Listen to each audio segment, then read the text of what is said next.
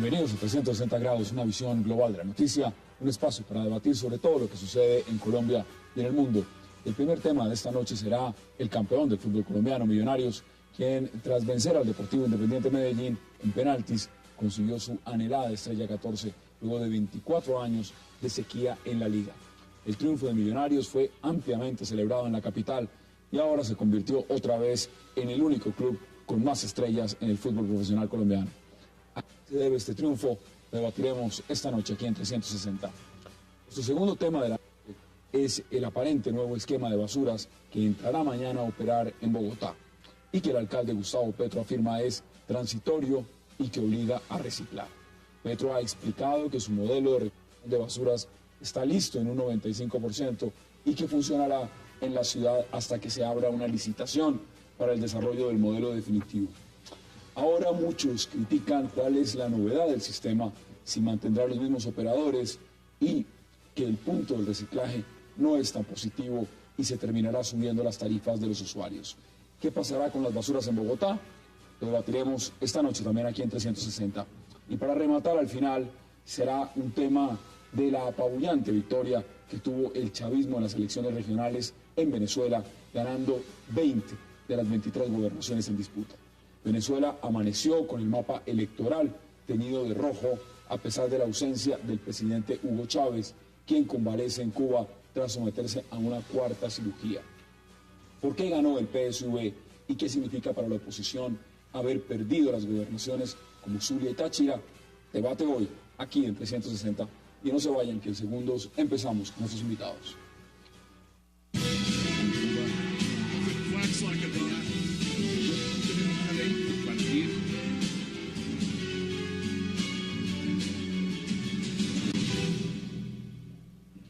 Y para hablar de inmediato de lo que es el fútbol, por supuesto, ganó Millonarios, tenemos todas las posiciones mirándolo desde diferentes perspectivas, de las conquistas que ha significado, por supuesto, esta estrella 14. Y para eso le doy la bienvenida a tres amigos de la casa, políticos, internacionalistas, pero también apasionados del tema, al concejal Antonio Sanguino, a Ricardo García y a Miguel Antonio Galvis. Caballeros, qué placer y gracias por aceptar esta invitación. Muy buenas noches. Porque normalmente venimos y hablamos de muchas cosas, pero pocas veces nos sentamos a hablar de fútbol y eso es algo maravilloso. Mire, Ricardo, yo estoy sin voz, usted se dará cuenta, hoy no puedo gritar. Grité mucho. Grité mucho anoche, llevaba más de 20 años sin ir al estadio. Fui y salí satisfecho. ¿Vio el partido? Lo vi por televisión. ¿Usted es hincha de Millonarios? No, no soy hincha de Millonarios, no soy hincha de Santa Fe.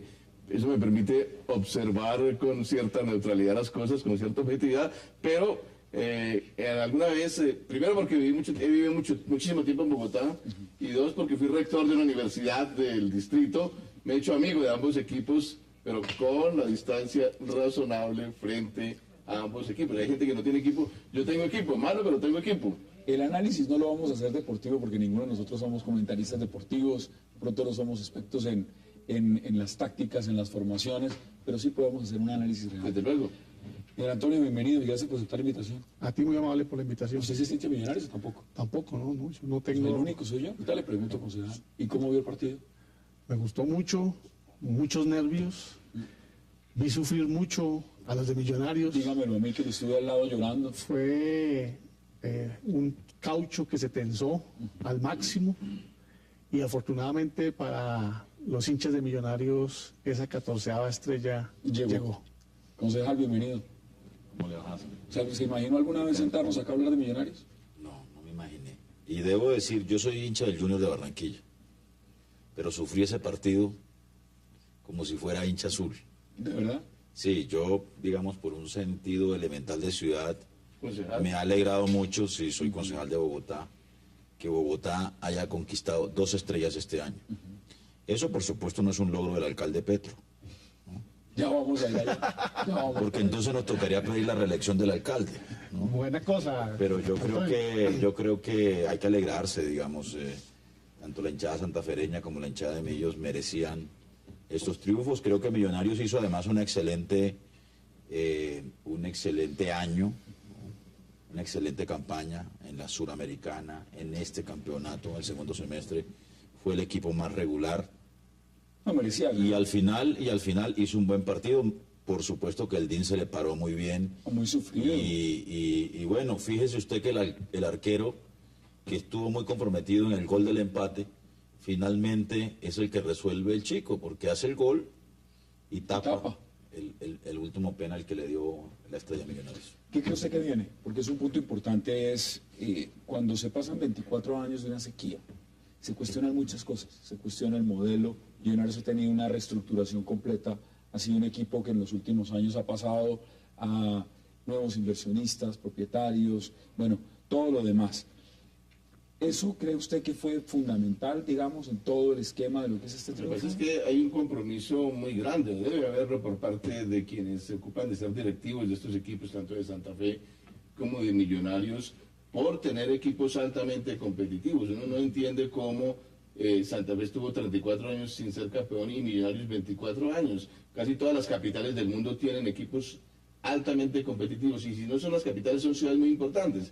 En Italia pues no será Roma, pero en todo caso es Milán la que tiene al Milán y al Inter, de manera que se trata, yo creo que de un gran compromiso en la medida en que los equipos representan un factor de identidad muy importante. Claro, no es de identidad profunda, pero es de identidad en algo muy importante, que es la distracción, que es el deporte, que es el factor lúdico de un pueblo, y por consiguiente hay responsabilidad que sigue, pues mantener un compromiso muy serio por parte de estas directivas después de la reestructuración de Millonarios, a fin de poder ser competitivos no solamente en la liga interna, sino en la Libertadores, por ejemplo. No, y miremoslo en perspectiva, porque lo que usted decía es muy interesante.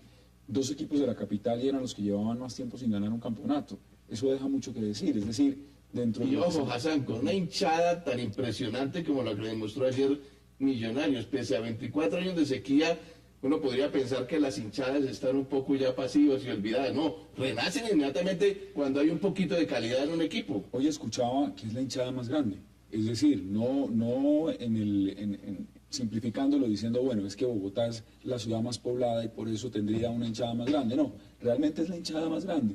Ahora, dentro del estadio se vivió una pasión impresionante. Miguel Antonio, el tema de la reestructuración, porque eso es un tema importante que quisiera discutir con ustedes. Eso es un equipo que ha sufrido una transformación desde el punto de vista administrativo a lo que está ahora. ¿Cree usted que ese es el modelo realmente importante dentro del fútbol para que sea efectivo, para que traiga títulos, para que traiga lo que la hinchada realmente está buscando? Bueno, no tengo un conocimiento del modelo administrativo que está empleando en este momento Millonarios, pero me parece muy interesante que este año los dos equipos de la capital hayan tenido un triunfo como el que han obtenido. Creo que hay un ambiente propicio para que el proceso deportivo en el distrito siga avanzando hacia un alto rendimiento. A mí me llamó mucho la atención el fervor, esa pasión que en Bogotá no se veía en Medellín, se veía en Cali, se veía en Barranquilla. Al final fue muy grande. Yo vi personas tiradas en la calle dando gracias a Dios por el triunfo. O sea, yo estaba con gente que estaba llorando en el estadio, realmente y la angustia durante los penales no le puedo describir. Si una persona en su casa estaba medio eufórica, en el estadio era angustia. Pero ya vamos a hablar de ese tema. Mire, vamos a hacer una pausa muy breve y ya regresamos aquí a 360.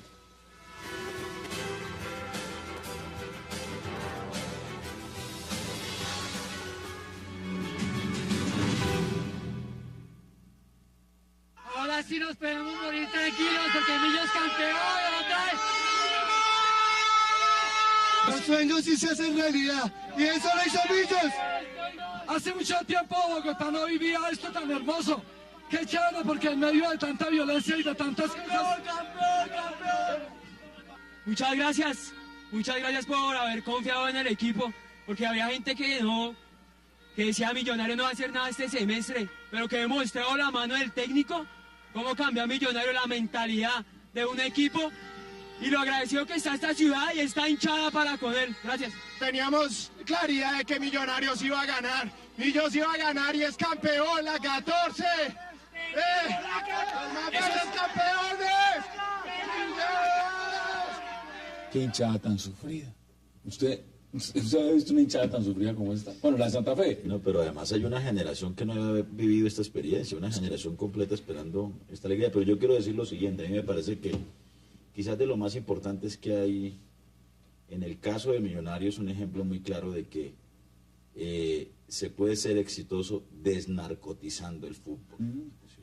Uno de los temas más importantes. creo Por eso les que- preguntaba por el modelo Sí. de equipo, de inversión, de estructura, porque también se ha dicho, una cosa es la estructura económica de un equipo y otra muy distinta es el manejo deportivo, lo que haga el técnico en la cancha.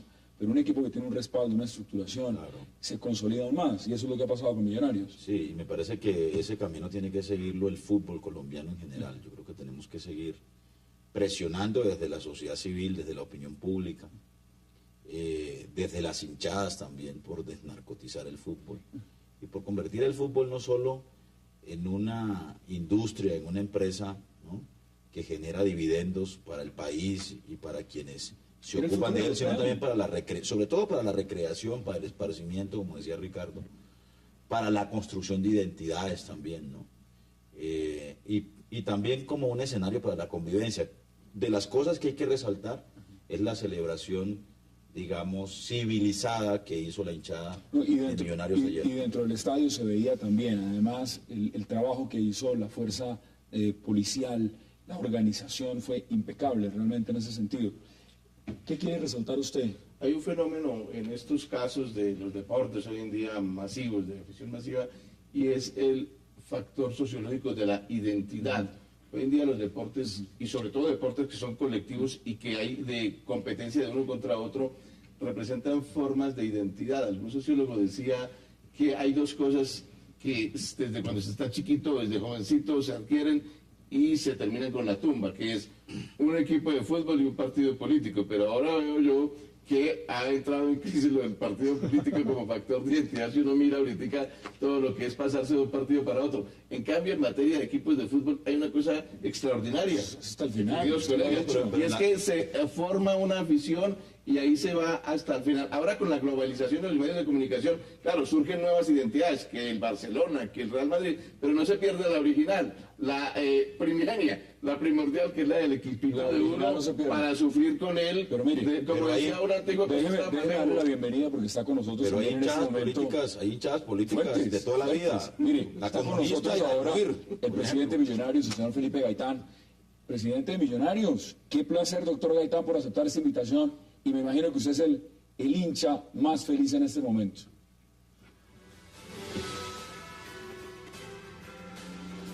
Al entrevistado se oye muy bajito.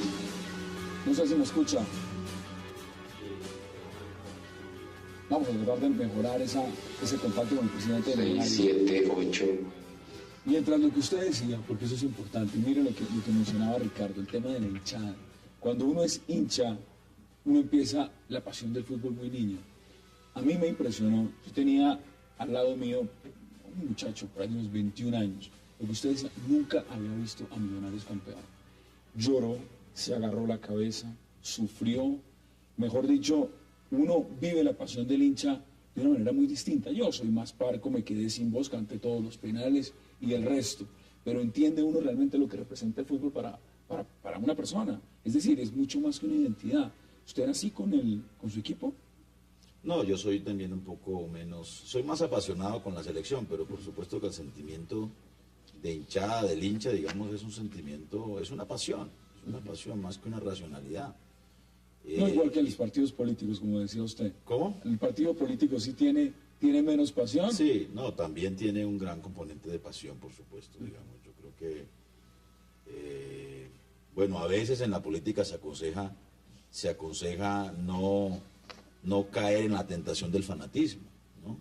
Y ejercer mucho más la razón y la racionalidad, ¿no? Pero yo creo que en el fútbol es prácticamente imposible pedir racionalidad. Si hay un elemento sociológico que mencionaba antes, que es la identidad desde chiquito hasta la muerte, hay otro fenómeno que es antropológico, y es el espíritu tribal, Hassan. Los deportes, y como estos, y sobre todo el fútbol y otros deportes de esa naturaleza, despiertan un sentido muy tribal, de pertenencia muy fuerte, no secundaria, sino primigenia, como la familia, y es ahí donde se dan este tipo de manifestaciones altamente emocionales en las que la persona se reconoce en un equipo, pero se reconoce mucho más de la cuenta, pasionalmente. Ahí ese espíritu tribal clánico que está en el fondo de todos nosotros y se despierta ahí. ¿Usted lo ha sentido? Bueno, yo no lo veo en mi vida personal, pero he visto cómo el niño pequeño, el adulto, la señora, o sea, cómo la familia se involucra tanto en el tema hoy de Millonarios como en el tema Santa Fe.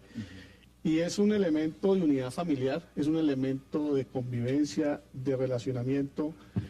Y creo que hemos avanzado muchísimo en el tema de las celebraciones y en el tema del manejo de la euforia, porque en otras épocas esto podría haber desembocado en unas tragedias, y hoy creo que ya tanto el manejo que ha hecho la policía como el trabajo que se ha venido haciendo, no de esta alcaldía, sino de muchas alcaldías atrás y también de esta, en el tema del manejo de las barras y el tema de la conducción y la capacitación a estas personas, hoy nos permite tener unas celebraciones bastante tranquilas, donde la gente puede expresar su euforia, su alegría, sin agredir, sin maltratar a las otras personas.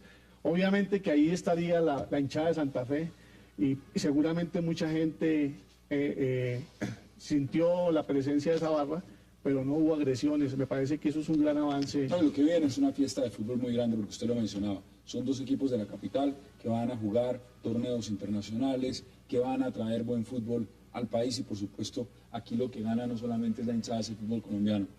Brevemente sus conclusiones, porque vamos a tratar de hacer de nuevo contacto con el presidente de Millonarios, el doctor Gaitán. Doctor Gaitán, bienvenido, y le repito la pregunta, me imagino que usted es el hincha más feliz de todos el día de hoy.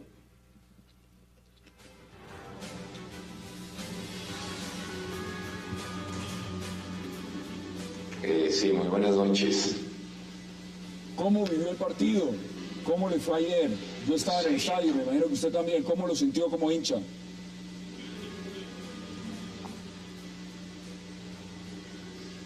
Bueno,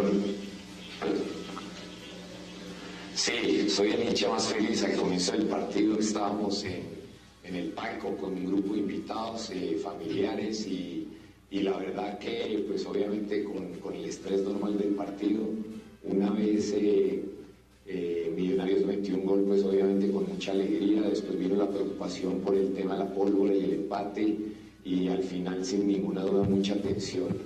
Antes de que terminara el partido fuimos invitados a salir a la gramilla para el grupo de invitados que tienen que salir en el momento de la premiación, y bueno, desde la gramilla me tocó vivir el tema de los penaltis, que fue bastante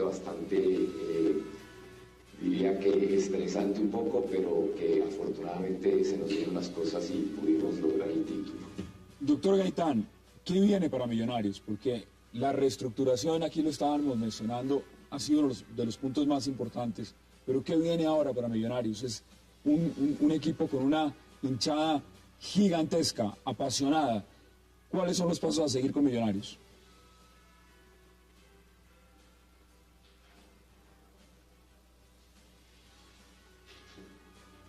Lo que viene para Millonarios, obviamente está el reto de la Copa Libertadores. Esta semana vamos a tener el sorteo en Paraguay. Esa copa estará iniciándose en febrero. En el mes de enero tenemos igual la Superliga, Millonarios contra Santa Fe, los dos equipos de Bogotá. Yo creo que eso genera una expectativa muy grande, y por supuesto en lo que resta de estos 15 días, 3 semanas, estaremos anunciando y reforzando la nómina con la cual enfrentaremos los retos deportivos del año entrante. ¿Es cierto que puede darse la posibilidad de tener dos equipos? Me piden los expertos que le pregunte, es decir, un equipo para que juegue el torneo local y otro para que juegue la liga, ¿o eso es demasiado pedir a estas alturas?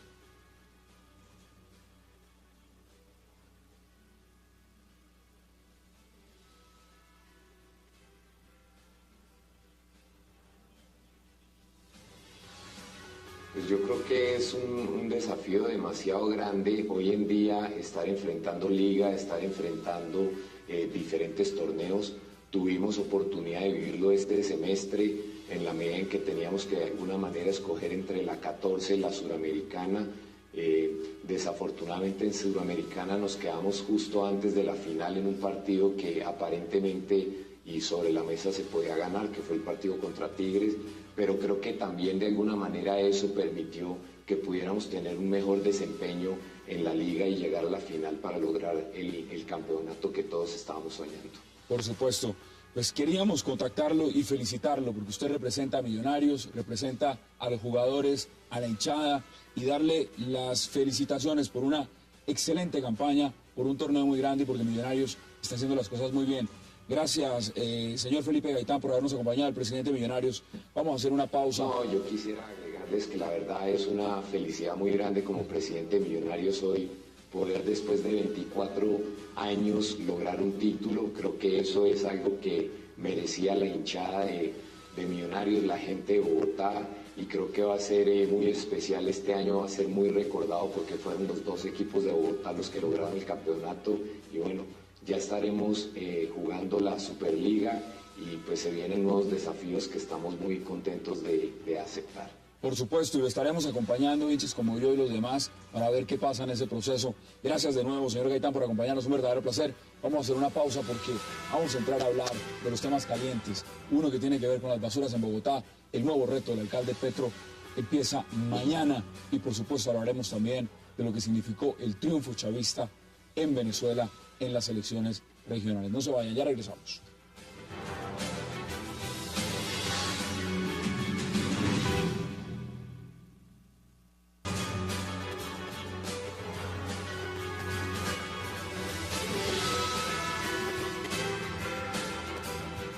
Regresamos a 360 grados y el tema ahora es las basuras, porque mañana empezaría a funcionar el nuevo esquema de las basuras propuesto por el alcalde Gustavo Petro y por supuesto la ciudad y el país están muy pendientes de cómo se adelante este nuevo proceso en Bogotá. Quiero darle la bienvenida a esta mesa también a Jaime Caicedo para hablar de este y de otros temas más. Jaime, un placer. Muchas gracias. Muy buenas noches. Bueno, ¿cómo ve usted el tema? Las responsabilidades mañana que recaen sobre el alcalde y sobre la administración. Son muchos los retos también, pero el alcalde ha dicho claramente que está todo listo. ¿Cómo ve usted lo que está pasando con las basuras y la etapa que empieza mañana? Es un gran reto. Yo creo que desde el punto de vista de la ciudad, ese reto había que afrontarlo de alguna manera, dentro de una mirada de solución propositiva y que apunte a la transformación de fondo de lo que tiene que ver con el fenómeno, especialmente de los residuos sólidos en la ciudad. El concepto y la cultura, la vieja cultura de los botaderos de basura está mandada a recoger histórica, social y sanitariamente, hablemoslo claro, en las condiciones de hoy, el cambio climático, de los fenómenos ambientales y sobre todo de la calidad de vida de los habitantes de nuestra capital. Usted cuando estuvo en el Consejo insistió, no era concejal, en el tema basuras. Trabajamos mucho. Me parecía que era uno de los temas puntuales. Trabajamos mucho ese punto porque indudablemente la afectación en todo sentido de la ciudad y particularmente la forma como el sistema de contratismo en cierta manera tomó prisionera, tomó rehén a la ciudad desde ese punto de vista, me parece que es el otro aspecto muy importante de esa situación que tiene que ser visto con objetividad en este momento. Concejal Sanguino, muchas veces nos hemos sentado acá a hablar de este tema en diferentes oportunidades, con diferentes invitados, pero mañana ya es la fecha, mañana empieza a operar. ¿Ve usted cambios o no hay cambios? Yo veo muy poco de nuevo esquema.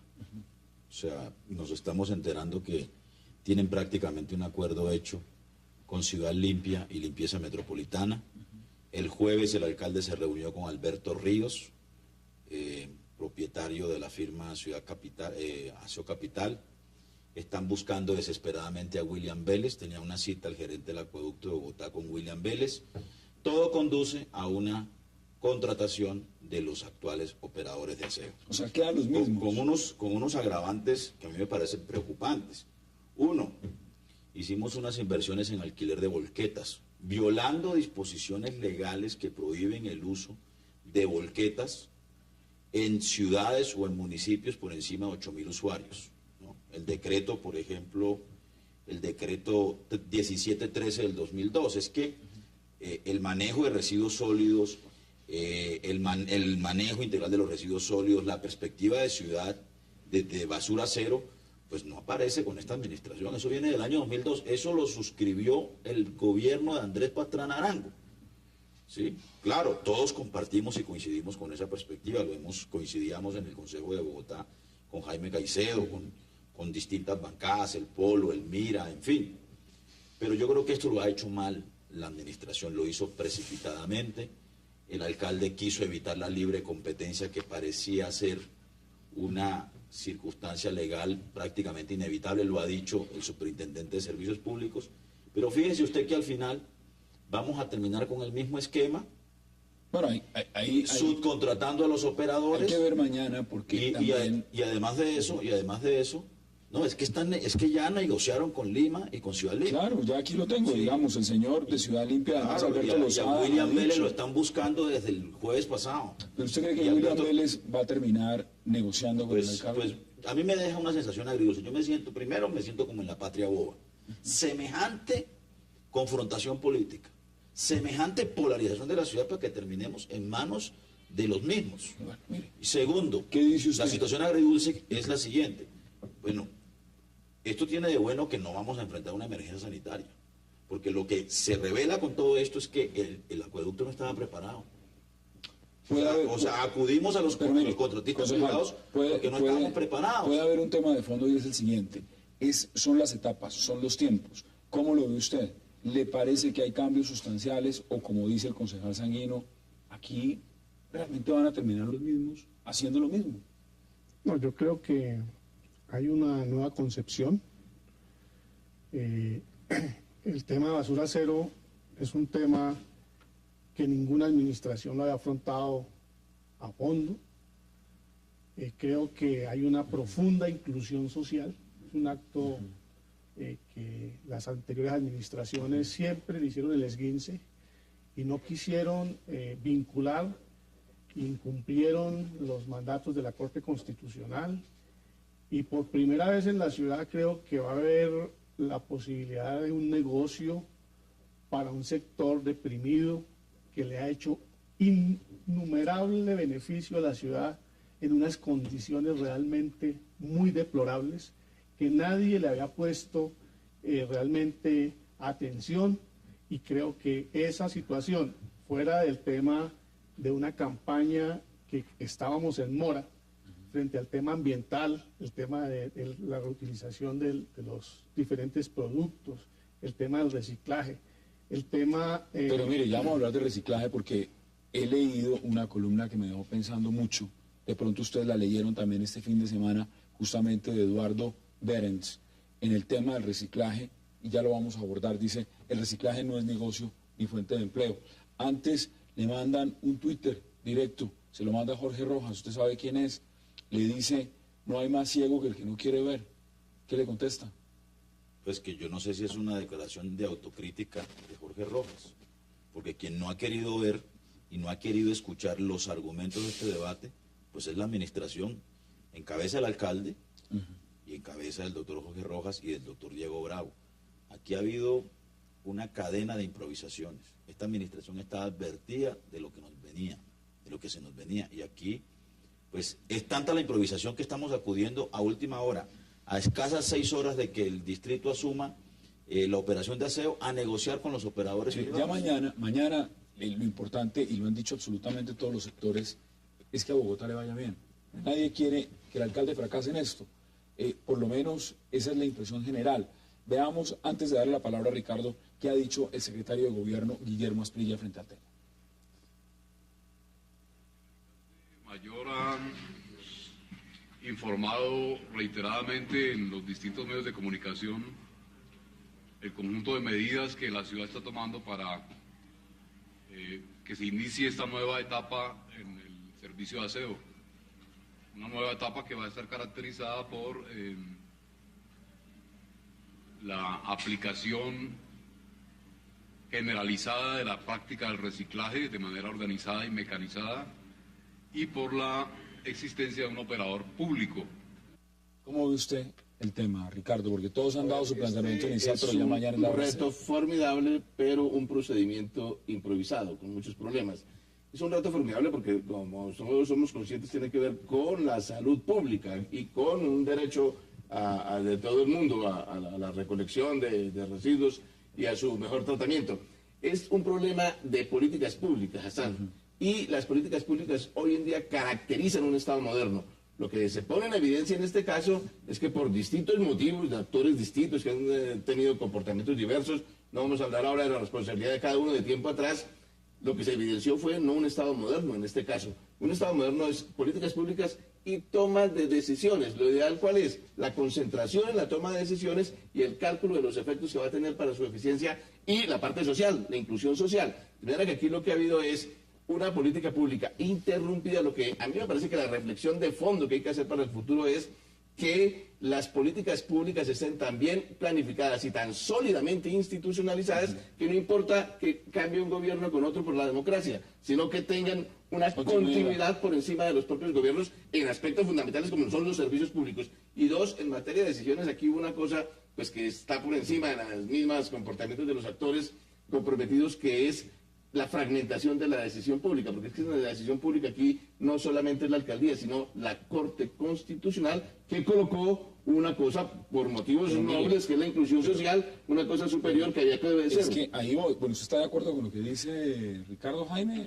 No, yo partiría de otro enfoque, desde luego. Es que, de todas maneras, hay una situación que debe ser tomada en cuenta. En primer lugar, estamos ante, pienso yo, el fracaso del modelo privatizador de servicios públicos que son esenciales y que afectan las condiciones de calidad y de seguridad y garantía de vida de la población, y que tienen que ver con la sanidad y con todo lo que está relacionado con ello. Y en segundo lugar, el hecho de que el mismo rodaje de ese tipo de negocio, la concepción, por ejemplo, de peso y tonelaje como forma de medición y de cobro, digamos, con relación al desarrollo del objetivo, del objeto de trabajo que tenían por delante, conduce a que los que están vinculados a esto como un negocio consideren que ese negocio es muy bueno y no puede cambiar, y no puede cambiar en su esencia. Es decir, para llegar a basura cero con el modelo privatizado actual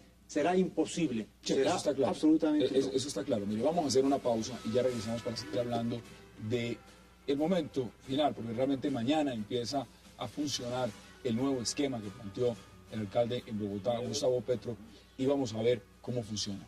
Ya regresamos.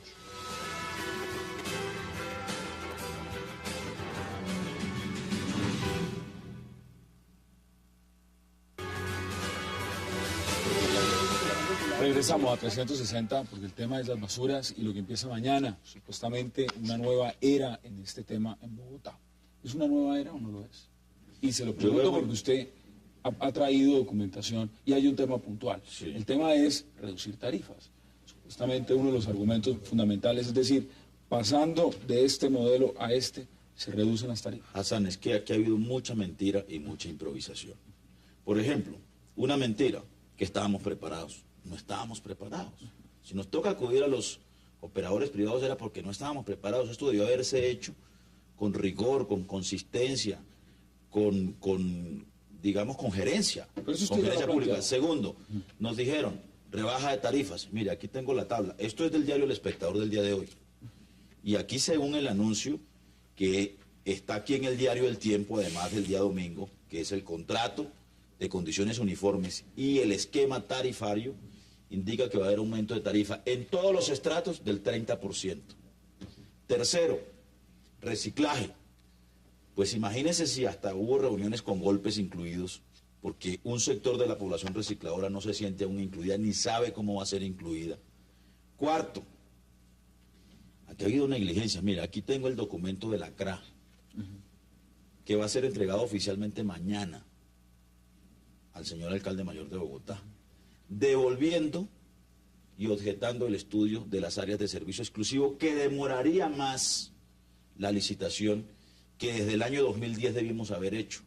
Porque si vamos a tener un operador público, ¿sí?, ese operador público pues va a tener que incursionar en una licitación ofreciendo mejores tarifas, ofreciendo mejores servicios y por supuesto facilitando una inclusión de la población recicladora.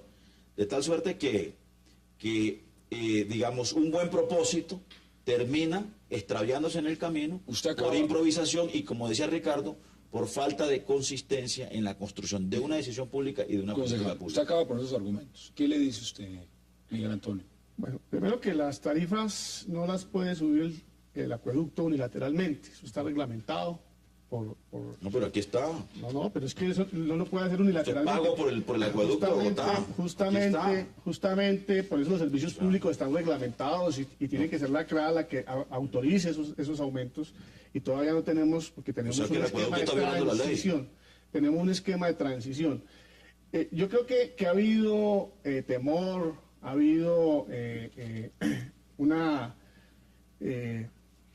contradicción frente a los nuevos sujetos que están entrando en este proceso y los sujetos que tenían el monopolio de la operación del tema del aseo. Yo creo que hoy, con algunas dificultades, porque primero que todo esto obedece a una sentencia de la Corte Constitucional.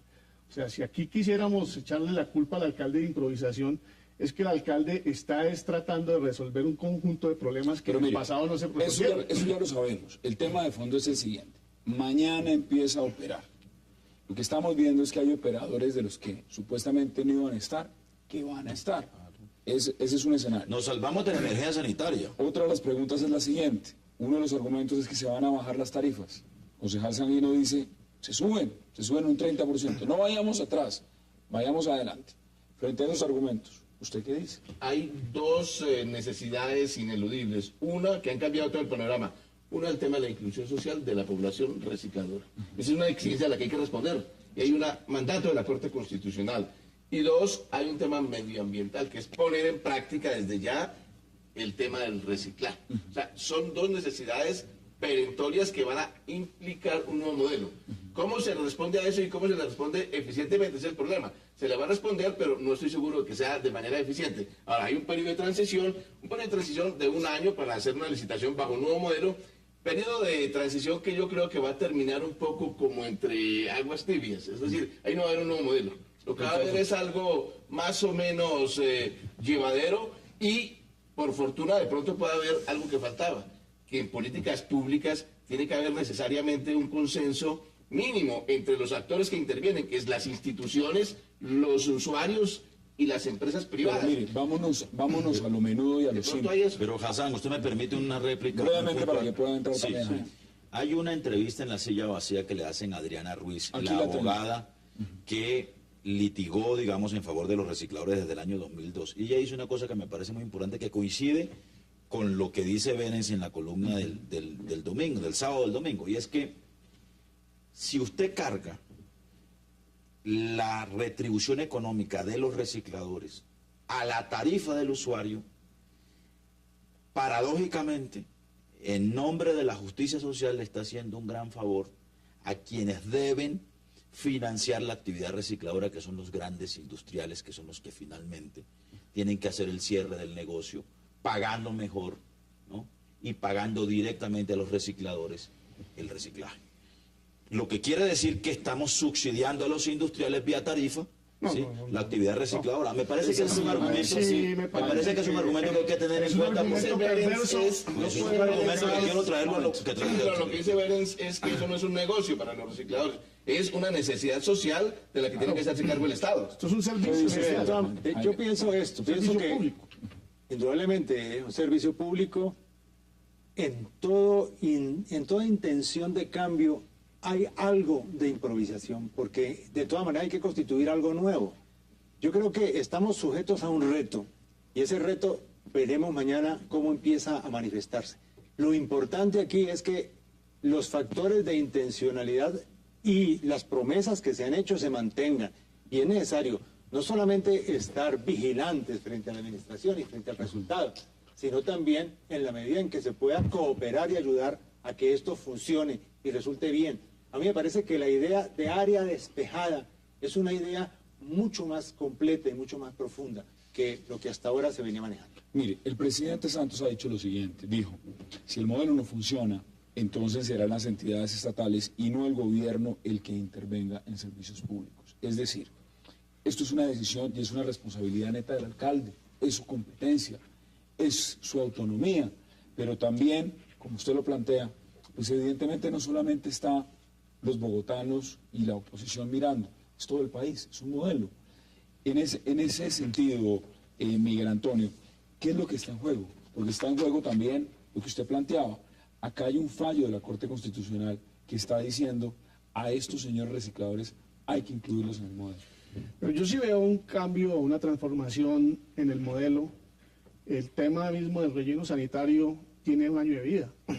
Y a este ritmo necesitamos no sé cuántos rellenos sanitarios para seguir avanzando. Si no se hace un corte desde el punto de vista ambiental y generamos un cambio cultural para que desde la fuente se recicle, usted me preguntaba hace unos minutos, no podemos avanzar. Espera, si había comprado las bolsas. ¿Usted ya las compró? Yo ya las tengo. ¿Usted tiene las bolsas blancas y negras? Tengo las bolsas blancas y negras y además con mi familia hicimos ya un ejercicio de cómo debemos enfrentar el tema. Creo que todos debemos hacerlo. En donde yo vivo se hace ya el reciclaje. Hace rato. Sí. Y con la comunidad. En mi casa también, pero me duele mucho ver esa imagen. Yo la veía cuando tenía 10 años de edad, una volqueta recogiendo basuras en Bogotá. Eso no es ningún cambio hacia adelante, es un cambio hacia atrás. 30 años atrás hemos retrocedido. Este es un proceso de transición donde estamos dando respuesta, la administración está dando respuesta a un proceso que es necesario redireccionarlo. Lo que pasa es que también hay que decirlo, esta misma crítica de la improvisación se ha dado en otros escenarios y ese ha sido un argumento que ha sido recurrente en todos los procesos, pico y placa, Transmilenio, todo el tema que hemos venido manejando, siempre se ha venido argumentando la improvisación.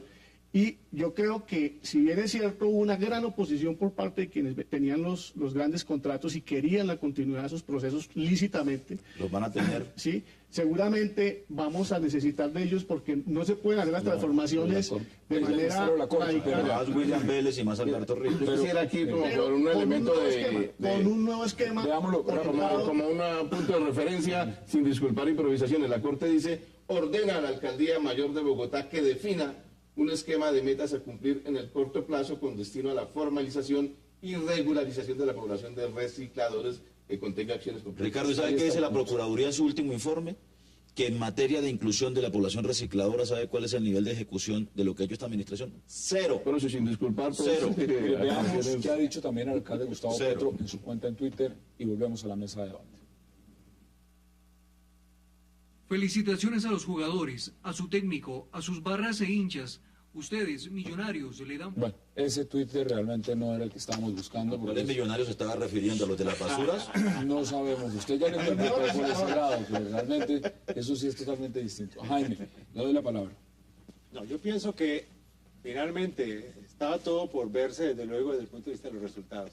Pero me parece muy importante, aún si tiene que recurrir el alcalde a tener que apoyarse en las empresas privadas que estaban haciendo esa función, pienso que no lo va a hacer en las mismas condiciones de antes y que de todas maneras tendrán que ajustarse a nuevo proceso que tiene que venir hacia adelante, que yo creo que sí es un paso adelante, pero no es un retroceso. Yo no creo que las volquetas sean un retroceso. Los carros compactadores correspondían a un modelo de compactación por peso y tonelaje, que era lo que se pagaba y lo que se ha venido pagando. También pagamos área limpia. También claro, en la tarifa de ahora hay área, en el concepto de ahora hay área limpia. Eso no es invento de... No, es que aquí estamos pagando área limpia, nosotros pagamos recolección, barrido y limpieza. Y los escombros eran responsabilidad del distrito. Y el Prado se levanta con volqueta. Sí, pero lo que no puede hacer... No, ¿cómo que no va a ser un retroceso que pida un decreto en virtud de una alerta amarilla al alcalde para decir, no, es que aquí tengo... Eso sí es un retroceso. No, es que aquí tengo el decreto del alcalde que en virtud de una alerta amarilla dice que vamos a recoger los residuos en volquetas. ¿Cómo así? Señores, eso sí es un retroceso. Está abierto y lo mejor de todo es que a partir de mañana podremos seguir debatiendo a partir de él, porque lo que empieza mañana. Yo en todo caso no veo mal que se pongan de acuerdo de pronto las instituciones públicas y las empresas privadas finalmente para optar por algo provisionalmente bueno pero entonces no nos hubieran vendido un discurso, la toma del acueducto, la estatización y ahora sí viendo lo nuevo. ¿Para qué nos echaron esa carreta? Pero yo le quiero decir lo siguiente, yo no acepto que le demos la improvisación a una virtud pública. Ahí están sus argumentos. Vamos a hacer una pausa porque al regreso entraremos a hablar de un tema también que tiene connotaciones políticas muy interesantes. Es lo que pasó en Venezuela este fin de semana. No se vayan, ya regresamos.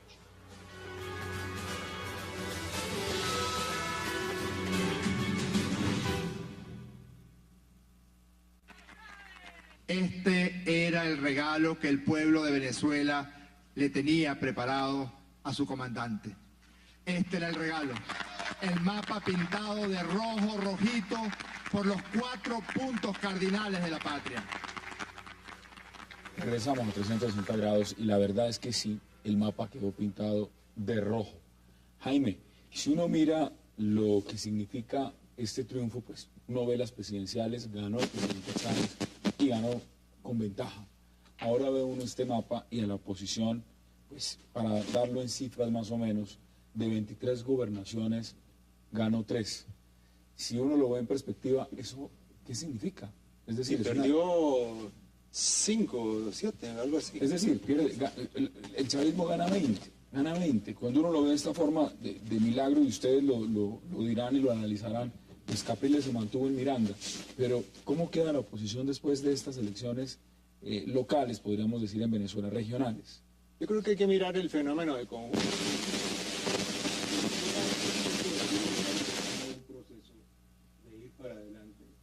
Y creció la fuerza, la influencia del chavismo. Entonces, eso es lo real.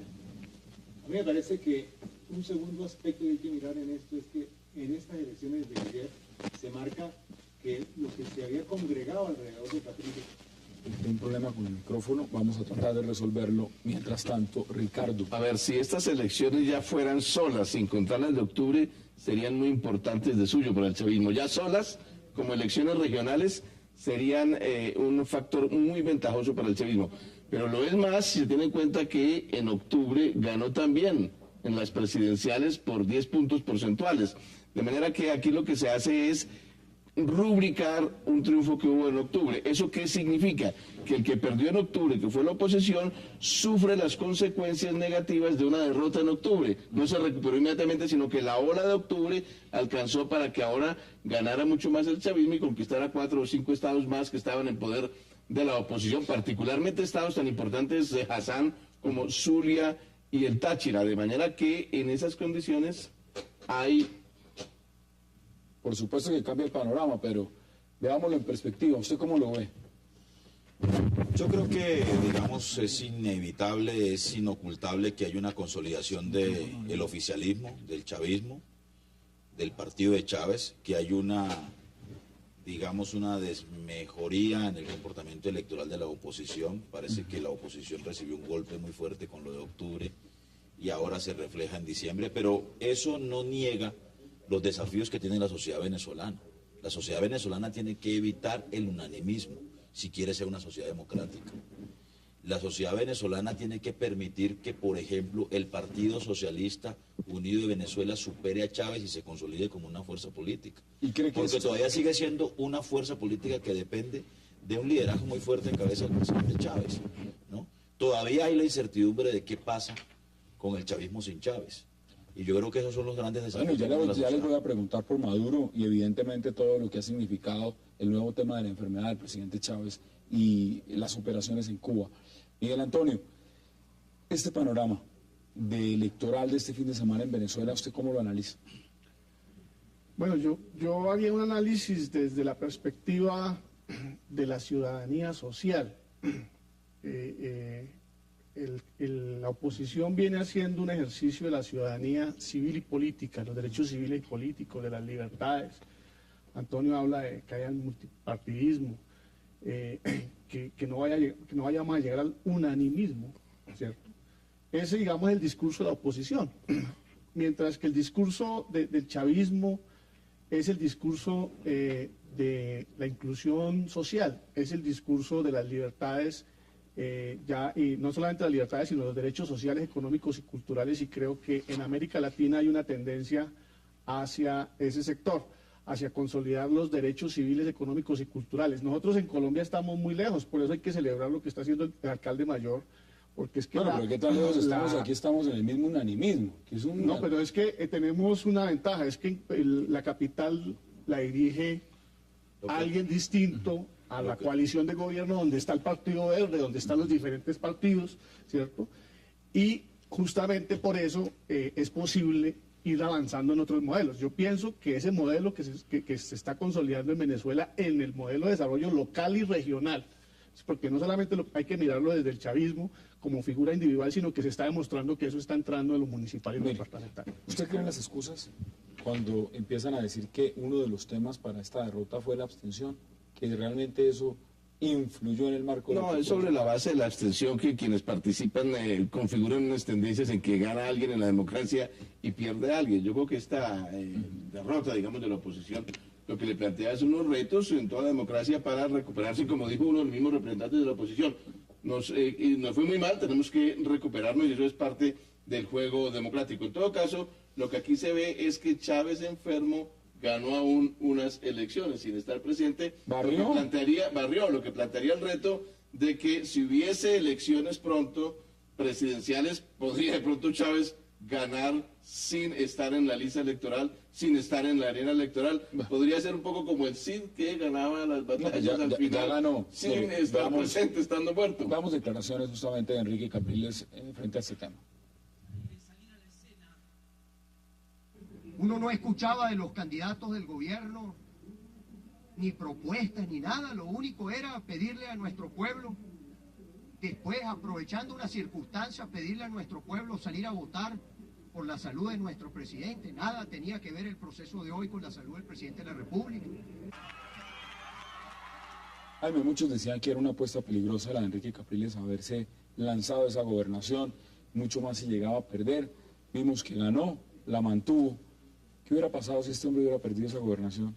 Teniendo en cuenta que es Miranda, de gran población, controla unos temas fundamentales en el tema de Caracas, y también que hubiera quedado la oposición sin su líder prácticamente eliminado. El liderazgo de Capriles es un liderazgo, digamos, bastante compuesto desde el punto de vista de la pluralidad de factores que inciden en esto y naturalmente el carisma personal, pero de hecho ante una elección puramente regional es importante destacar que logró mantenerse. Ahora, a mí me parece que eso no desdice del fenómeno general, que es el triunfo del chavismo, del triunfo con el presidente enfermo y de todas maneras en una perspectiva de una relativa incertidumbre sobre el futuro inmediato de Venezuela. Lo importante de todo esto es que se consolida con la votación de ayer la lógica de un proyecto que tiene un arraigo popular firme y permanente y los factores de la abstención electoral no lo afectan. ¿Usted no cree que esa es una excusa, digamos? El tema están planteando desde la oposición y dicen, no, es que hubo abstención del 53, la gente no salió a votar y eso afectó el proceso. Es que la propia abstención, en el caso venezolano, donde hubo 83% de votación presidencial hace 3 meses, ahora es ya un mensaje político, es una toma de posición política de una parte, especialmente de la franja que votó por la derecha en el momento de la elección presidencial. Es decir, cuando hay abstención, cuando hay abstención, tiene ventajas quien está mejor organizado, ¿no? Claro. Sí, yo quiero, y quien tiene el poder, pero yo quiero decir lo siguiente, es que quizás pudiéramos encontrar un resultado mejor de la oposición si Capriles, que era el referente de la oposición, en vez de concentrarse en una candidatura en un estado, hubiera liderado la campaña nacional de la oposición para conquistar el poder local y regional, ¿no? Y además de eso, también hay que reconocer que el chavismo, el oficialismo, logró explotar muy bien el liderazgo de Chávez en la campaña de octubre y ahora la enfermedad de Chávez prácticamente... Por solidaridad. Claro, convirtieron eso en un referente y en un acto de solidaridad con el presidente. Pero mire, le agrego, lanzó figuras del chavismo porque hay varias. aquí vemos que es un ajedrez político muy variado. Lanzar a Tarek El Aissami, lanzar, digamos, a Elías Jagua a competir con Capriles, lanzar, digamos, a Rangel Silva. Es decir, apuntarle con cabezas importantes a las gobernaciones también le sirvió. Claro. Es decir, es un hombre que jugó muy bien sus cartas, ¿o no, Miguel Antonio? Sí, ya no es un proyecto individual, ya no es un proyecto solamente de un líder, sino que ya se están formando, se han venido formando varias ligas que hoy están empezando a jugar en los escenarios regionales. A mí me parece que ese ejercicio es un ejercicio que va consolidando un proyecto político que en el tema de lo municipal, en el tema de lo departamental, tiene que ver más con la política social y con en el tema presidencial la gente estaba dispuesta a una transformación que era muy etérea, pero en lo local, en lo regional, la gente sí le está apostando a las políticas sociales. Política social o no, Miranda por lo menos y Enrique Capriles ganó mucho con el tema social. La gran pregunta, y quiero enfocarlo ahora con ustedes, es, no solamente ha sido las elecciones, ha sido la designación de Nicolás Maduro como ese heredero político en ausencia del presidente Chávez. ¿Usted cómo lo ve, Ricardo? Pues dos cosas. El chavismo se ha esforzado ahora en esta campaña regional por establecer y consolidar un conjunto de cuadros dirigentes. A casi todos los mandó a ser candidatos de los estados. Casi todos están ahí. Y dos, hizo la jugada completa porque de una vez nombró sucesor. O sea, sucesor en caso de que falte y al mismo tiempo como un cuadro general para poder consolidar una estructura partidista con élites dirigentes. De manera que allí hay una jugada importante hacia el futuro. En el caso de Maduro, con lo que acaba de suceder ahora, si tuviera que enfrentar el reto de someterse a una campaña presidencial, yo creo que la jugada que se hizo en esta ocasión le va a servir como plataforma para entrar con fuertes bases, digamos. ¿Está de acuerdo? Sí, yo creo que en todo caso sigue habiendo un gran desafío para el chavismo, y es sobrevivir sin Chávez. A pesar de esta jugada, a pesar de que hayan ganado gobernaciones y todo lo demás, de todas maneras el peso del liderazgo de Chávez es absolutamente vital para el proyecto del chavismo. También hay un desafío para la oposición, ¿no? Yo sí creo que, digamos, un modelo que redistribuye mucho más la renta petrolera, ¿no?, que es una cosa saludable para el caso venezolano, de todas maneras no puede sustituir la necesidad de una democracia, y una democracia se funda en la alternancia política, ¿no? La democracia venezolana necesita, claro, partidos fuertes y partidos que puedan alternarse en el poder, como ocurre en las democracias modernas, y creo que ese es el gran desafío que le debe a la democracia colombiana la oposición, a la democracia venezolana, perdón, la oposición, que terminó disminuida en esta contienda electoral. Vamos a hacer una pausa y ya regresamos, porque vamos a seguir hablando en la recta final de lo que fue este triunfo del chavismo en estas elecciones regionales en Venezuela. No se vayan, ya volvemos.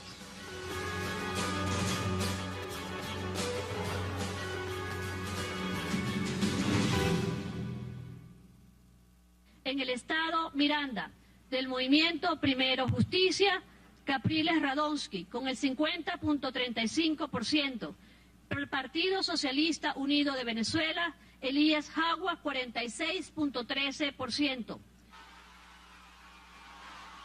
Y frente a esos resultados, dice, por ejemplo, Aristóbulo Isturiz, gobernador electo de Anzoátegui, dice: no soy hipócrita, pero para que la victoria fuese perfecta me hubiera gustado que Elías Jagua fuese gobernador de Miranda.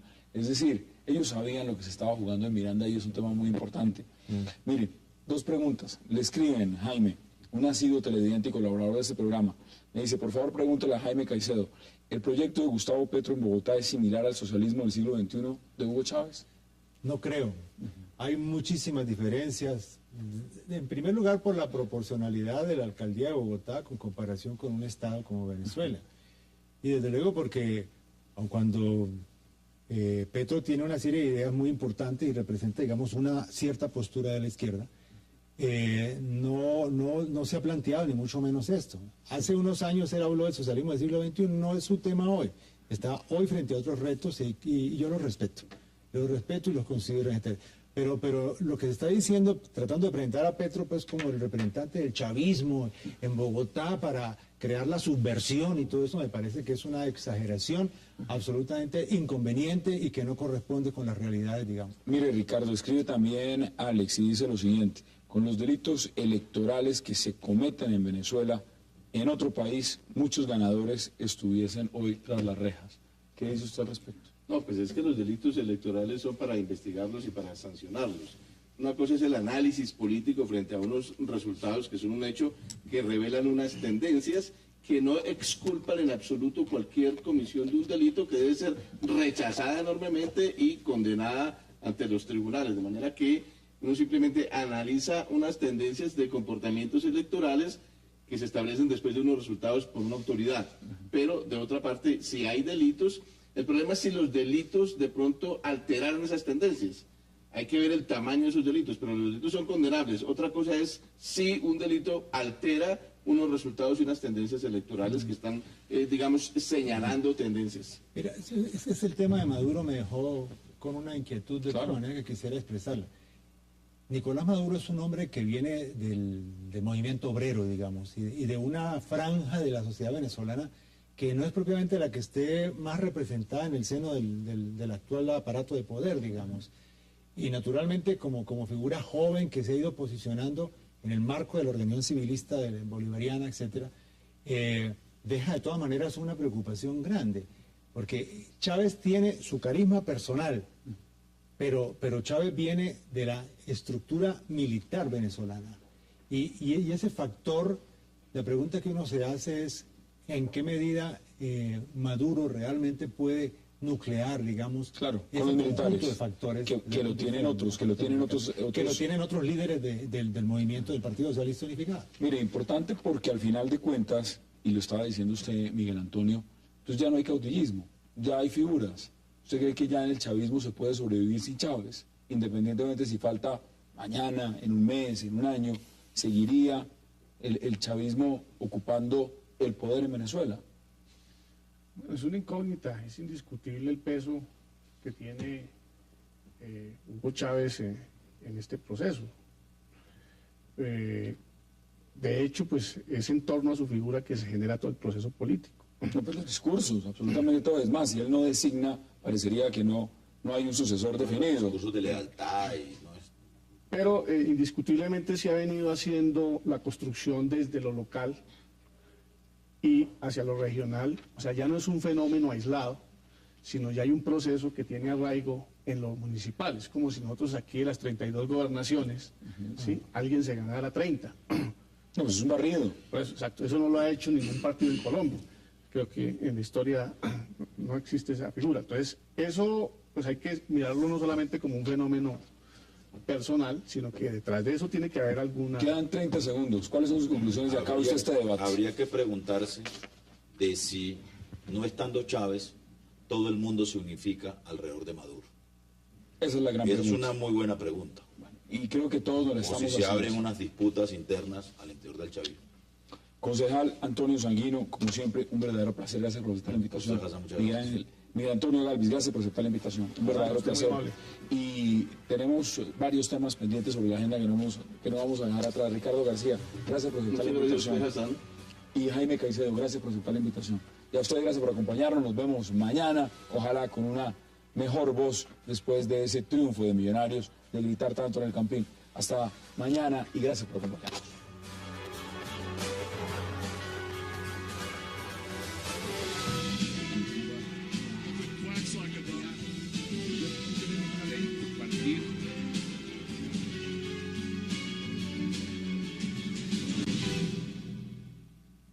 Impresionante. Miguel Antonio, el tema de la reestructuración, porque eso es un tema importante que quisiera discutir con ustedes. Eso es un equipo que ha sufrido una transformación desde el punto de vista administrativo a lo que está ahora.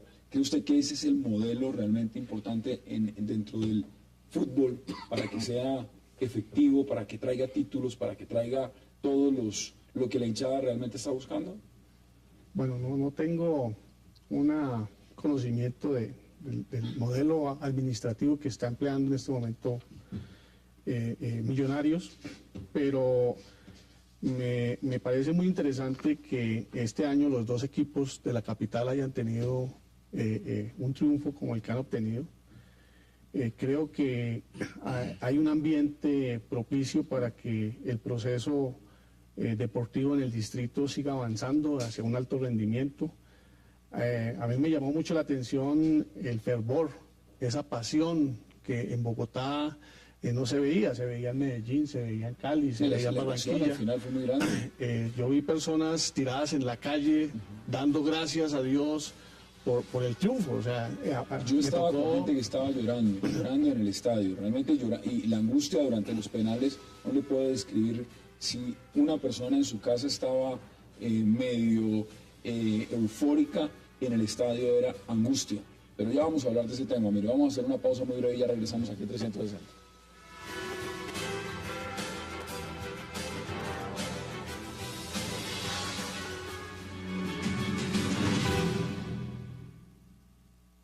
Ahora sí nos podemos morir tranquilos porque Millos es campeón otra vez. Los sueños sí se hacen realidad y eso lo hizo Millos. Antonio, bienvenido y gracias por aceptar la invitación. A ti muy amable por la invitación. ¿Usted es hincha de Millonarios o tampoco? Tampoco, no, yo no tengo... ¿El único soy yo? Ahorita le pregunto, concejal. ¿Y cómo vio el partido? Me gustó mucho, muchos nervios. Vi sufrir mucho a los de Millonarios. Dígamelo a mí que le estuve al lado llorando. Fue un caucho que se tensó al máximo y afortunadamente para los hinchas de Millonarios esa 14ª estrella llegó. Concejal, bienvenido. ¿Cómo le vas? O sea, ¿se imaginó alguna vez sentarnos acá a hablar de Millonarios? No, no me imaginé. Y debo decir, yo soy hincha del Junior de Barranquilla, pero sufrí ese partido como si fuera hincha azul. ¿De verdad? Sí, yo, digamos, por un sentido elemental de ciudad, Concejal. me ha alegrado mucho, sí, soy concejal de Bogotá, que Bogotá haya conquistado 2 estrellas este año. Eso, por supuesto, no es un logro del alcalde Petro.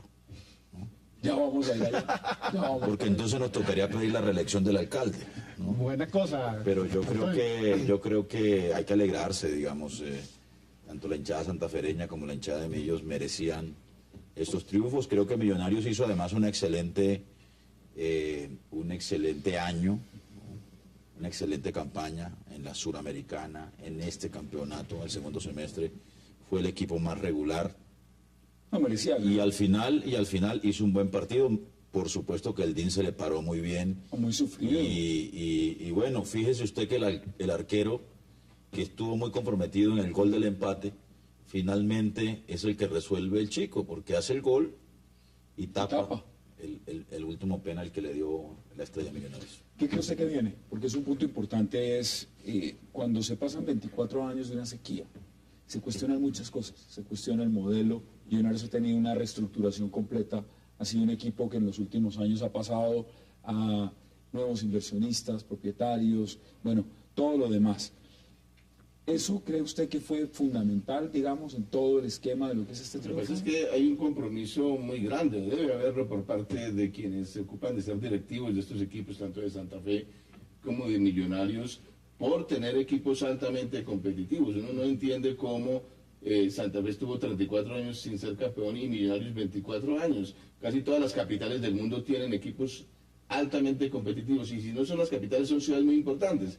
En Italia pues no será Roma, pero en todo caso es Milán la que tiene al Milán y al Inter, de manera que se trata, yo creo que de un gran compromiso en la medida en que los equipos representan un factor de identidad muy importante. Claro, no es de identidad profunda, pero es de identidad en algo muy importante, que es la distracción, que es el deporte, que es el factor lúdico de un pueblo, y por consiguiente hay responsabilidad que sigue, pues mantener un compromiso muy serio por parte de estas directivas después de la reestructuración de Millonarios, a fin de poder ser competitivos no solamente en la liga interna, sino en la Libertadores, por ejemplo. No, y miremoslo en perspectiva, porque lo que usted decía es muy interesante. 2 equipos de la capital eran los que llevaban más tiempo sin ganar un campeonato. Eso deja mucho que decir, es decir, dentro de... Y ojo, Hassan, con una hinchada tan impresionante como la que demostró ayer Millonarios, pese a 24 años de sequía, uno podría pensar que las hinchadas están un poco ya pasivas y olvidadas. No, renacen inmediatamente cuando hay un poquito de calidad en un equipo. Hoy escuchaba que es la hinchada más grande. Es decir, no simplificándolo diciendo, bueno, es que Bogotá es la ciudad más poblada y por eso tendría una hinchada más grande. No, realmente es la hinchada más grande. Ahora, dentro del estadio se vivió una pasión.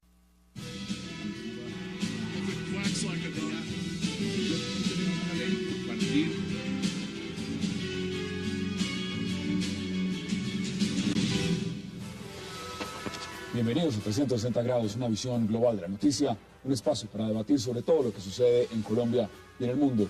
El primer tema de esta noche será el campeón del fútbol colombiano, Millonarios, quien tras vencer al Deportivo Independiente Medellín en penaltis, consiguió su anhelada estrella 14 luego de 24 años de sequía en la liga. El triunfo de Millonarios fue ampliamente celebrado en la capital y ahora se convirtió otra vez en el único club con más estrellas en el fútbol profesional colombiano. ¿A qué se debe este triunfo? Lo debatiremos esta noche aquí en 360.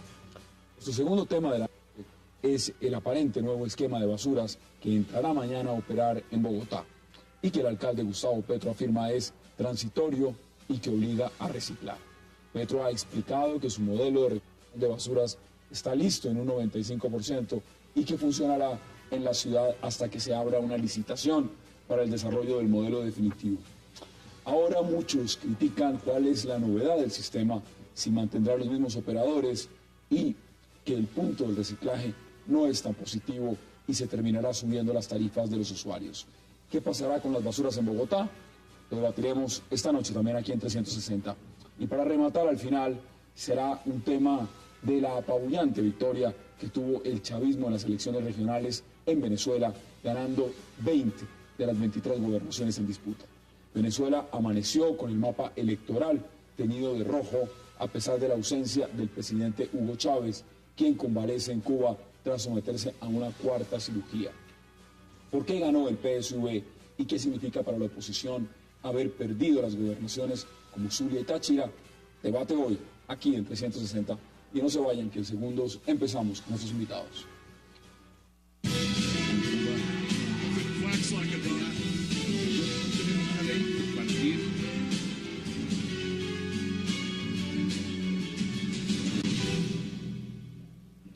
Y para hablar de inmediato de lo que es el fútbol, por supuesto, ganó Millonarios, tenemos todas las posiciones mirándolo desde diferentes perspectivas, de las conquistas que ha significado, por supuesto, esta estrella 14. Y para eso le doy la bienvenida a tres amigos de la casa, políticos, internacionalistas, pero también apasionados del tema, al concejal Antonio Sanguino, a Ricardo García y a Miguel Antonio Galvis. Caballeros, qué placer y gracias por aceptar esta invitación. Muy buenas noches. Porque normalmente venimos y hablamos de muchas cosas, pero pocas veces nos sentamos a hablar de fútbol y eso es algo maravilloso. Mire, Ricardo, yo estoy sin voz, usted se dará cuenta, hoy no puedo gritar. Grité mucho. Grité mucho anoche, llevaba más de 20 años sin ir al estadio. Fui y salí satisfecho. ¿Vio el partido? Lo vi por televisión. ¿Usted es hincha de Millonarios? No, no soy hincha de Millonarios, no soy hincha de Santa Fe. Eso me permite observar con cierta neutralidad las cosas, con cierta objetividad, pero alguna vez, primero porque he vivido muchísimo tiempo en Bogotá, y dos porque fui rector de una universidad del distrito, me he hecho amigo de ambos equipos, pero con la distancia razonable frente a ambos equipos. Hay gente que no tiene equipo, yo tengo equipo, malo, pero tengo equipo. El análisis no lo vamos a hacer deportivo porque ninguno de nosotros somos comentaristas deportivos, de pronto no somos expertos en las tácticas, en las formaciones, pero sí podemos hacer un análisis real.